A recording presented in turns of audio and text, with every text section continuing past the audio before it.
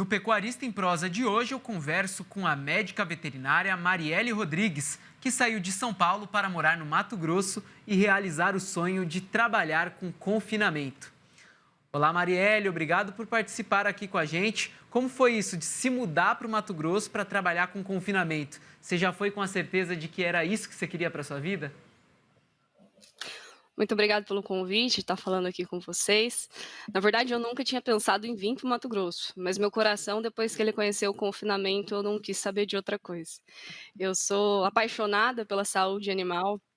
Antes eu trabalhava como plantonista em hospital veterinário, fazia atendimento da região. Eu sou do interior de São Paulo, da cidade de Limeira, e eu falo que eu misturei a paixão pela saúde animal e também uma criação na parte de educação empresarial. Meus pais sempre foram empreendedores.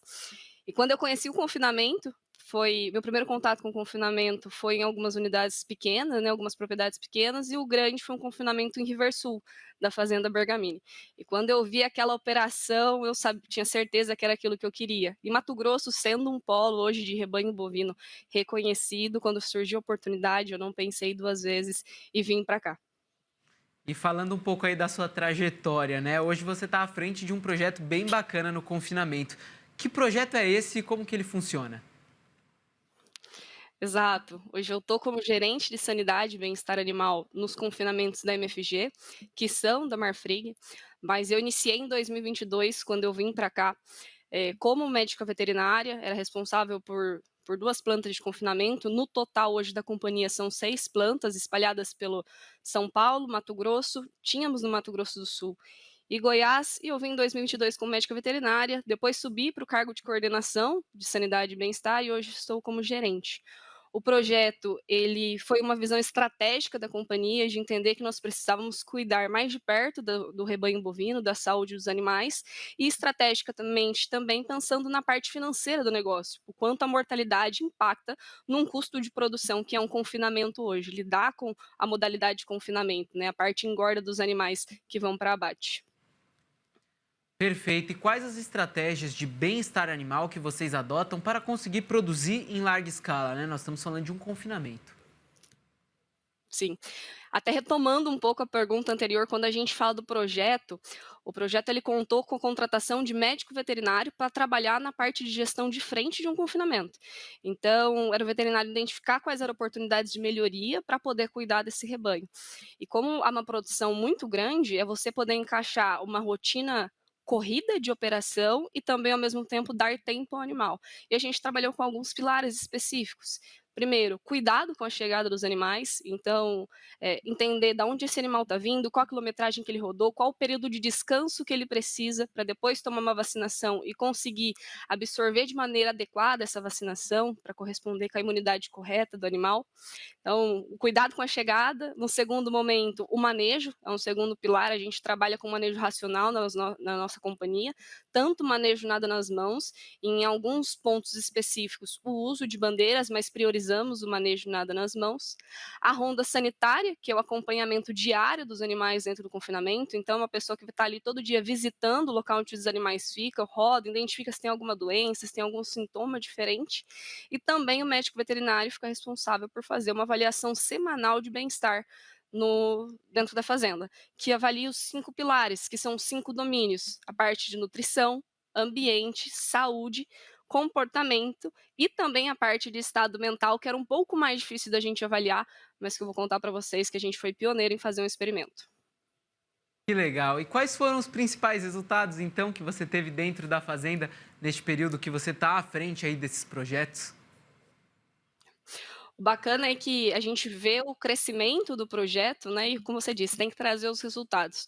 De 2023 para 2022, 2022 foi um ano de consolidação, que a gente entendeu o que precisava ser feito, e depois nós colhemos os frutos. Então, em 2023 em diante, nós conseguimos um save de 2 milhões com a baixa de mortalidade. Então, nós tivemos 50% de redução na mortalidade do confinamento. Nós conseguimos implementar um programa de sanidade robusto, aumentando a média da avaliação de bem-estar para 95%, e fomos reconhecidos como a menor mortalidade nos estados do Mato Grosso, Mato Grosso do Sul e Goiás, no benchmark de 2023 da consultoria Foco. Além disso, no último ano, nós também conseguimos certificar uma de nossas fazendas com uma certificação exclusiva da Fair Food. É o primeiro passo, inclusive, para depois nós conseguirmos um reconhecimento internacional, em parceria com a empresa Fibro. E nós fomos pioneiros, desculpa, no experimento de enriquecimento ambiental. Como eu disse, um dos 5 pilares avaliados é o estado mental do animal. E como fazer isso dentro do confinamento? Nós começamos a colocar coçadores, porque o animal na natureza ele tem o hábito de se coçar nas árvores, e quando a gente traz para o confinamento, a gente quis manter esse hábito para poder avaliar o comportamento do animal, e trouxemos opções de coçadores, estamos rodando experimento junto com professores, fazendo análise por meio de câmeras para identificar o comportamento, a utilização, e permitir que o animal faça a escolha, né, do comportamento dentro da baia confinada também.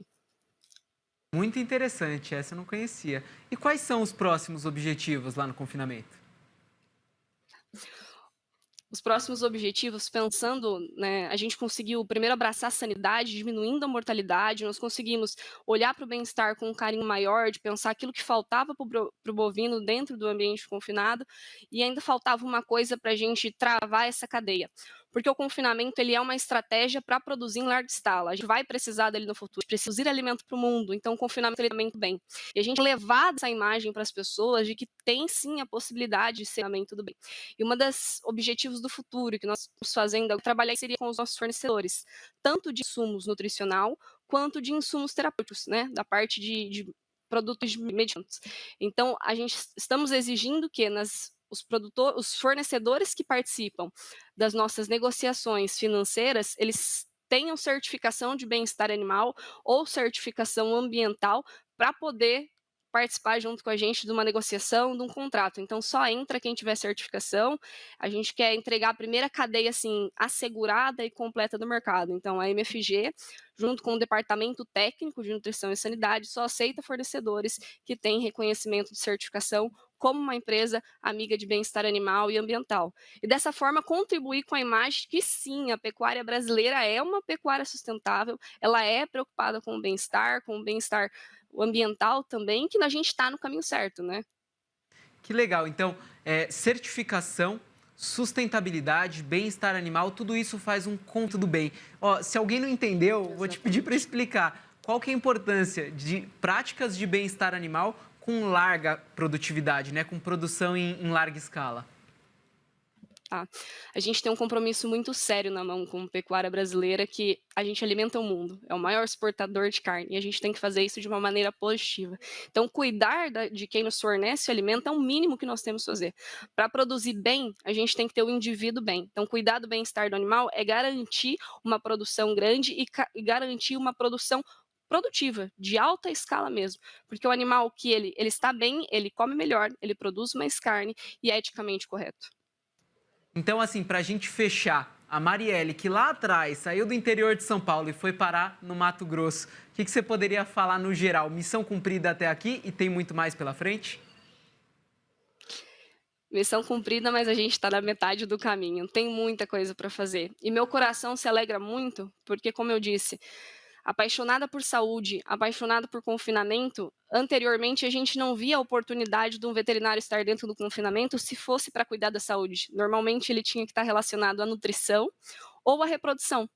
E nós estamos vendo uma mudança de cenário, uma maturidade da pecuária de entender que a gente precisa de alguém para cuidar da saúde animal.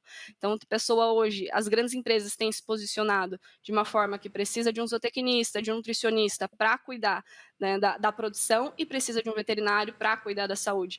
Então, esse caminho a gente tem várias pessoas também percorrendo ele, mas nós conseguimos abrir e me deixa meu coração muito feliz. Porque era uma coisa que antes eu via muito distante e hoje eu vejo uma realidade muito palpável, de ver a seriedade e maturidade que a nossa pecuária tem olhado para a saúde animal e cuidado disso. É perceptível quando você fala de o quão feliz você está falando desse assunto, viu? Muito obrigado por participar aqui com a gente. O Terra Viva está sempre de portas abertas e conforme for tendo mais resultados, conta pra gente que a gente divulga aqui, viu? Obrigado. Posso deixar um spoiler rapidinho? Pode sim, por favor. A gente tem publicação do experimento de enriquecimento ambiental junto com o professor Roberto Rossa, a Unesp. Vamos continuar o experimento para mostrar sobre como isso impacta na produção e melhorar isso aí, a nossa produção. Muito obrigada pela participação, pelo convite. A gente que agradece. E esse foi o Pecuarista em Prosa de hoje. Até a próxima!